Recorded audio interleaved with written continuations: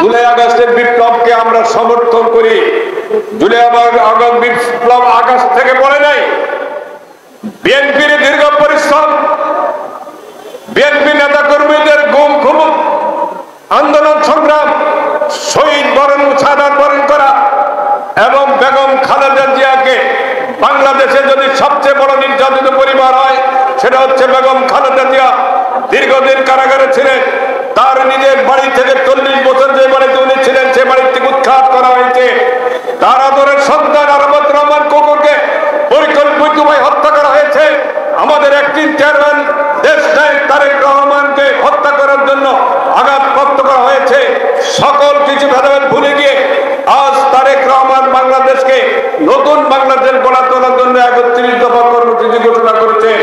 ইতিমধ্যে আমাদের নেতৃবৃন্দ বলেছেন প্রত্যেকটি গ্রামে, প্রত্যেকটি বাড়িতে, প্রত্যেকটি মহল্লায় আমরা আগামী দিনে বাংলাদেশ বিনির্মাণের জন্য বাংলাদেশে একটি সুখী শক্তিশালী একটি শক্তিশালী রাষ্ট্র গড়ে তোলার জন্য 31 দফা প্রণয়ন করা হয়েছে।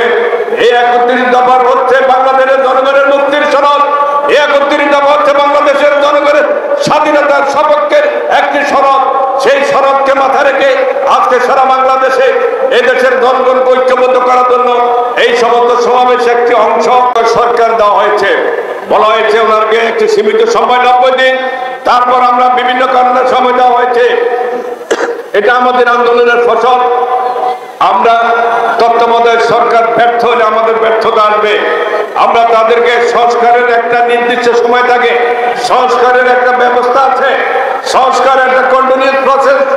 এটা নির্দিষ্ট কোনো সময় সংস্কার শেষ হবে না। এগুলা শেষ করে আমরা নির্বাচন দাবি করছি। আইন শৃঙ্খলার চরম অবনতি। 2-4-5 জন পুলিশকে বাড়িতে পাঠিয়ে গ্রেফতার করলে আইন শৃঙ্খলা উন্নতি হবে না। এদেশের পুলিশ বাহিনীকে হাসিনা যেভাবে দলীয়করণ করেছে, পার্শ্ববর্তী দেশের পুলিশকে এদের চাকরি নাগরিকের চাকরি দিয়ে বাংলাদেশের আন্দোলনকে দমানোর জন্য যে অবস্থা সৃষ্টি করা হয়েছে এটা এইভাবে শেষ হবে না। এটা একটা নির্বাচিত সরকারের প্রয়োজন। সে নির্বাচিত সরকার এসে আইন শৃঙ্খলা উন্নতি করতে পারবে। দ্রব্যমূল্যের সামনে রমজান, পবিত্র রমজান মাস, এই রমজান মাসের মানুষ যাতে দ্রব্যমূল্য মানুষের নাগালের মধ্যে থাকে, কার্যকরী ব্যবস্থা গ্রহণ করতে হবে। সর্বশেষ আমরা নির্বাচন দিতে এখনো বলছি না, আমরা বলছি নির্বাচনের রোড ম্যাপ দিতে হবে। নির্বাচনের রোড ম্যাপ দেন, কিন্তু নির্বাচন নিয়ে কোনো টাল ভাঙা বাংলাদেশ জাতীয়তাবাদী দল সেটা সহ্য করবে না। আমাদের নেতা তারেক রহমান বলেছেন আমরা একা সরকার গঠন করব না। বাংলাদেশের আন্দোলন সংগ্রামের যে সমস্ত সমমনা রাজনৈতিক দল ইতিমধ্যে তিনি সকলের সাথে আলাপ আলোচনা করেছেন। আমরা সকলের সমন্বয়ে আগামী দিনে বাংলাদেশকে গড়ে তোলার জন্য একটা সর্বদলীয় সরকার গঠন করব। এখানে সকল প্রতিনিধি থাকবে, সকল দলের প্রতিনিধি থাকবে, সকল দলের অবদান থাকবে। সেখানে যারা রাষ্ট্র পরিচালনা করবে, এককভাবে বিএনপি ক্ষমতা দিতে চায় না। যদি তাদেরকে পার্লামেন্ট সদস্য দেওয়ার মতো যোগ্যতা না থাকে, কিন্তু সরকারের তাদেরকে অংশীদারিত্ব দেওয়া হবে। এরপর আমরা সুস্পষ্টভাবে বলছি যে বাংলাদেশকে একটি স্থিতিশীল রাষ্ট্রে পরিণত করতে চাচ্ছি। মহিউদ্দিন এবং তাজউদ্দিন তারা 32 সম্পদ থেকে বাইরে পশ্চিমের মহিউদ্দিনের পাশে হাঁটিহাঁটি চলে গিয়েছে। বরং তাজউদ্দিন তার বইয়ে এই লেখা উল্লেখ করেছে আজ 1990 সালে দেশ নেত্রী বেগম খালেদা জিয়ার নেতৃত্বে আমরা 9 বছর আন্দোলন করেছি। এরশাদের পতন হয়েছে।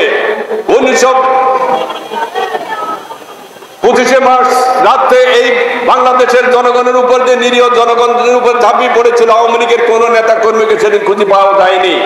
নেতৃত্ব দেয় না, নেতৃত্ব দিয়েছে শহীদ রাষ্ট্রপতি জিয়া রহমান। সেদিন যদি ওই সংগ্রাম যদি ব্যর্থ হইতো তাহলে জিয়া রহমান সদ্য যে সমস্ত সামরিক অফিসার এই দায়িত্ব নিয়েছেন তাদেরকে ফাঁসি কাস্টে তুলতে হতো। কিন্তু সেই দায়িত্ব আওয়ামী লীগ সরকার নেয়নি, আওয়ামী লীগের কোন নেতা নেয়নি। 1990 সালে হাসিনা, 1996 সালে হাসিনা 86 সালে এরশাদের থেকে টাকা খেয়ে তার সাথে নির্বাচন অংশগ্রহণ করেছে। হাসিনা নিজের জাতীয় বেঈমান হিসাবে সেদিন প্রমাণিত হয়েছে। আর হাসিনা এরশাদের পতনও চায়নি। দেশ নেত্রী বেগম খালেদা জিয়ার নেতৃত্বে আমরা ছাত্রদল ঐক্যবদ্ধভাবে ছিলি এরশাদের পতন ঘটিয়েছি।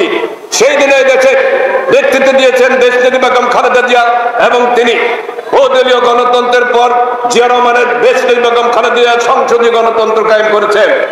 আজ 2024 সাল, তারই যোগ্য উত্তরসূরি দেশ নায়ক তারেক রহমানের নেতৃত্বে আছে বাংলাদেশের সকল মানুষ ঐক্যবদ্ধ। কারণ ভালো মানুষের ঘরে ভালো মানুষই আছে। বংশ পরস্পরা এদেশের মানুষের ক্রান্তি লগ্নে তাদের পাশে দাঁড়িয়ে পুরা জাতিকে নেতৃত্ব দিয়েছে। জিয়া রহমান যেমনি দিয়েছে, দেশ নেত্রী বেগম খালেদা জিয়া দিয়েছে, তারেক রহমানের সেইভাবে আজকে বাংলাদেশকে নেতৃত্ব দিয়ে ঐক্যবদ্ধ করে হাসিনার পতন হয়ে আজকে বাংলাদেশকে সুসংগঠিত করার লক্ষ্যে এবং দলমত নির্বিশেষে সকলকে ঐক্যবদ্ধ করে আগামী বাংলাদেশকে একটি সুন্দর সাবলীল বাংলাদেশ গড়ে তোলার লক্ষ্যে 71 দফা প্রণয়ন করেছে। এবং এই সরকারের নিকট আমাদের 3টি দফা: অবিলম্বে আইন শৃঙ্খলার উন্নতি করা, নিত্য প্রয়োজনীয় দ্রব্যের সামগ্রীর রমজানের পূর্বে যাতে করে এগুলো নিয়ন্ত্রণে আসে, এবং নির্বাচনের রোড ম্যাপ প্রণয়ন করার আহ্বান জানিয়ে এবং যারা হাজার হাজার কোটি টাকা বিদেশে পাচার করেছে এইদের তালিকা প্রণয়ন করে বাংলাদেশে একটি কোণপত্র প্রকাশ করা, এদেশে তাদের অবস্থিত স্থাবর অবস্থাবর সমস্ত সম্পত্তি বাজেয়াপ্ত করে নিলাম দিয়ে দেশের রাষ্ট্রীয় কোষাগারে জমা রাখার আহ্বান জানিয়ে সকলকে ধন্যবাদ অভিনন্দন জানিয়ে আমি আমার বক্তব্য এখানে শেষ করছি। আল্লাহ হাফেজ। বাংলাদেশ জিন্দাবাদ। জাতীয়তাবাদী দল জিন্দাবাদ।